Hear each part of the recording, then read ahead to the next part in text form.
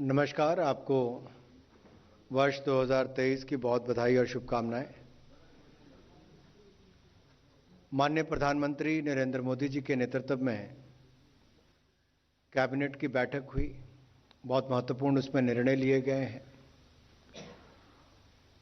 और climate change के क्षेत्र में जो प्रधानमंत्री जी ने समय समय पर मुख्यमंत्री से लेकर प्रधानमंत्री के पद तक जो कदम उठाए, उसकी देश और दुनिया ने सदा प्रशंसा की है।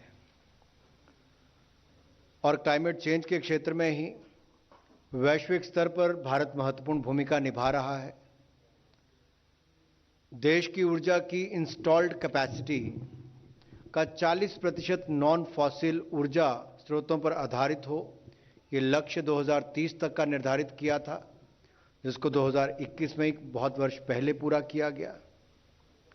और 2021 में ग्लासगो में COP26 के दौरान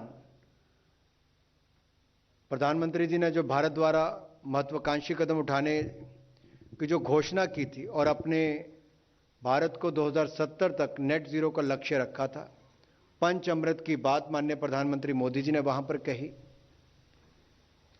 वही 15 अगस्त 2021 को लाल किले की प्राचीर से क्लाइमेट क्षेत्र में क्वांटम जंप देने के लिए उन्होंने ग्रीन हाइड्रोजन के क्षेत्र के बारे में खुलकर चर्चा भी की और ग्रीन हाइड्रोजन के क्षेत्र के लक्ष्य की प्राप्ति के लिए तिरंगे को साक्षी मानकर माननीय प्रधानमंत्री जी ने उस समय नेशनल हाइड्रोजन मिशन की घोषणा की थी और यह भी कहा था कि अमृतकाल में हमें भारत को ग्रीन हाइड्रोजन के क्षेत्र में ग्रीन हाइड्रोजन के प्रोडक्शन और एक्सपोर्ट का ग्लोबल हब बनाना है और ये ऊर्जा के क्षेत्र में भारत की एक नई प्रगति को आत्मनिर्भर बनाएगा और पूरे विश्व में क्लीन एनर्जी ट्रांजिशन की एक नई प्रेरणा भी बनेगा। ग्रीन ग्रोथ से ग्रीन जॉब्स के नए अवसर हमारे युवाओं के लिए, हमारे स्टार्टअप्स के लिए बनेंगे। ये प्रधानमंत्री मोदी जी ने 15 अगस्त 2021 के अपने लाल किले की प्राचीर से भाषण में कहा था और इसी को ही आज नेशनल ग्रीन हाइड्रोजन मिशन को केंद्रीय मंत्रिमंडल ने मंजूरी दी है।